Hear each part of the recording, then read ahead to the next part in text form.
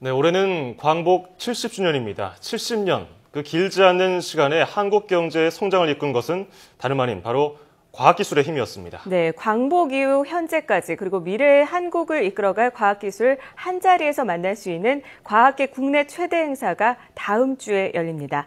이상학 미래창조과학부 미래인재정책관과 함께 자세한 얘기 나눠보겠습니다. 안녕하십니까? 네, 안녕하십니까? 네, 올해 이 광복 70주년을 맞아서 한국의 발전을 이끈 과학기술 우수성과 70가지를 한자리에서 실물로 볼 수 있는 기회가 생긴다고 하는데 이 과학창조 한국대전이 먼저 어떤 행사인지 소개를 좀 부탁드릴게요. 예, 아까 말씀하신 것처럼 올해가 광복 70주년 아닙니까? 네. 각 분야에서 광복 70주년을 기념하고 있습니다. 말씀하신 것처럼 우리나라를 이제까지 이끌어온 것은 과학기술 분야였습니다. 이번에 과학창조 한국대전은 지난 70년 동안에 과학기술이 어떠한 성과를 이루고 있었는가, 그리고 앞으로 30년, 즉 100년까지의 어떠한 성과가 있을 것인가를 보여주는 최대의 행사를 할 수 있겠습니다. 네.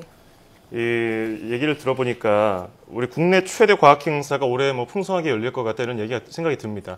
전시되는 내용도 많을 것 같은데 대체로 어떤 것들을 볼 수 있을까요? 예, 이번 그 과학창조 한국대전에서는 앞서 말씀드린 것처럼 우리가 광복 후에 70년 동안의 발전상, 그래서 각 그 10년 단위로 우리가 엄선한 제품들이 있습니다. 네. 우리가 50년대 같은 경우에는 우리나라의 이거 헐벗은 산을 푸르게 가꾸기 위한 그 산림 녹화에 대한 육종이 있었고, 또한 우리가 통일벼도 있었습니다. 예. 또한 80년대 같은 경우에는 우리가 그 한탄 바이러스에 대해서 최초로 발견을 했었고, 그래서 전 세계에 크게 도움을 줬었고, 90년대에는 CDMA라고 하는 세계 최초의 우리 핸드폰 기술을 발전시킨 바가 있습니다. 네. 또 2010년대는 아시는 것처럼 우리가 나로호를 쏘지 않았습니까? 이러한 것들을 전체적으로 전시를 하게 됩니다.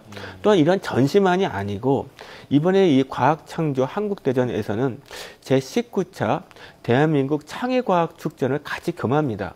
이 창의과학축전은 그런 전시회만이 아니고 우리 그 초중고생들 그리고 일반인들이 자신의 어떠한 그 꿈과 끼, 이런 창조 마인드를 보여주는 하나의 실험의 장입니다. 체험할 수도 있고 전국적으로 한 30만 명 정도의 학생과 학부모가 참여를 합니다.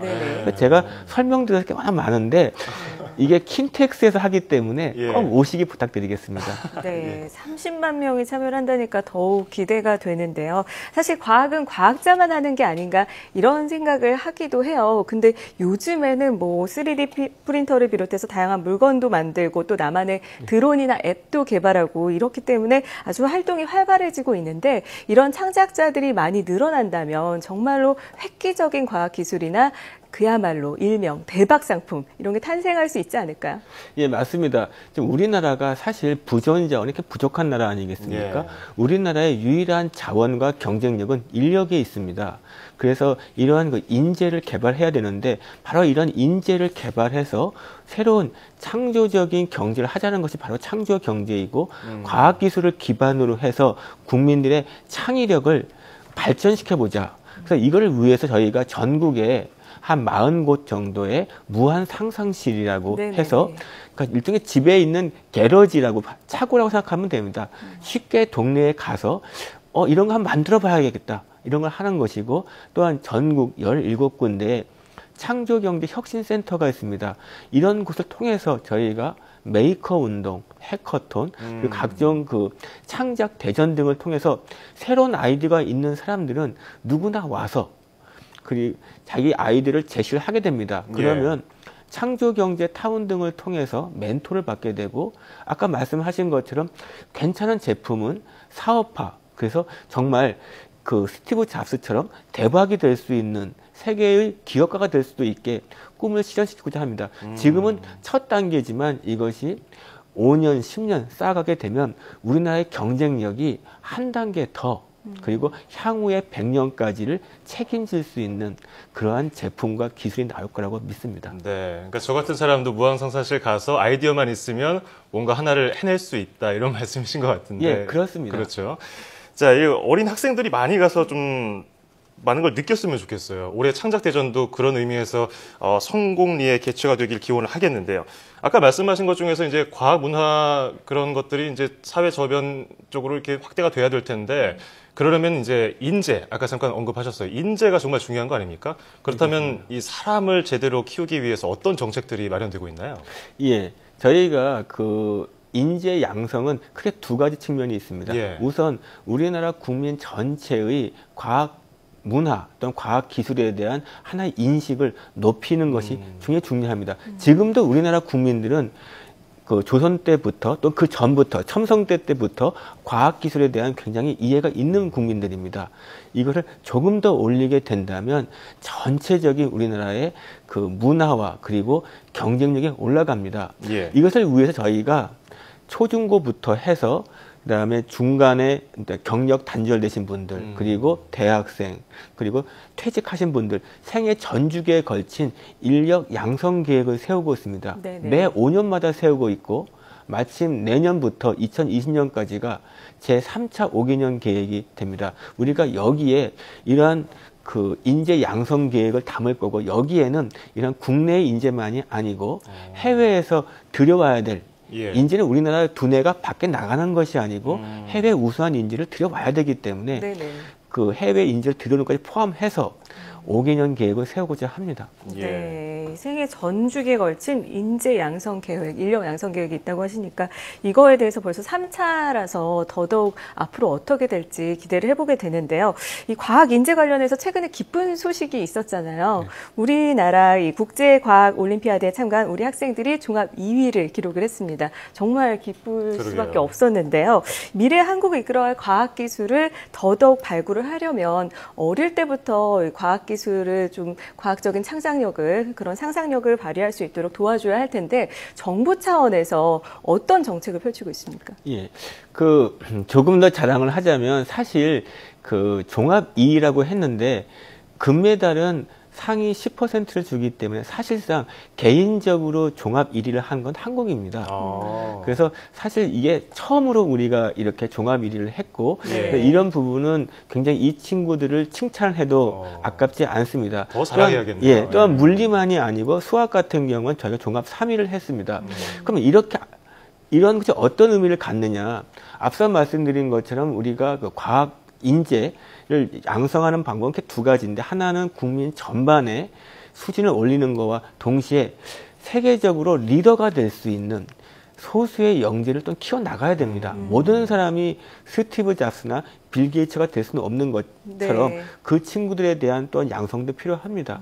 그러니까 저희가 이 친구들을 위해서 전국 27개 대학에서 저희가 영재 프로그램을 만들고 있습니다. 예. 네. 이제까지 이제 지금 배출된 인원이 한 5천 명쯤 되는데 이 친구들이 지금 석사, 박사 과정이 있기 때문에 앞으로 한 10년 후에는 정말 세계를 주름 잡는 그런 훌륭한 리더로 성장을 할 것이고 예. 또 여기에 저희가 과학이 특성화 대학교, 뭐 카이스트, 유니스트, 디스트 이런 대학교가 연기를 시키고 있고 또한 우리가 그 공과대학과하고도 연계를 시켜서 체계적으로 영재에 대한 교육을 시켜나가고 있습니다. 앞으로 우리나라의 발전의 한 틀은 이러한 영재들이 크게 기여를 할 것이라 생각합니다. 이 방학을 맞아서 뭐 초중고등학교 학생들이 뭐 참여할 만한 프로그램도 있나요?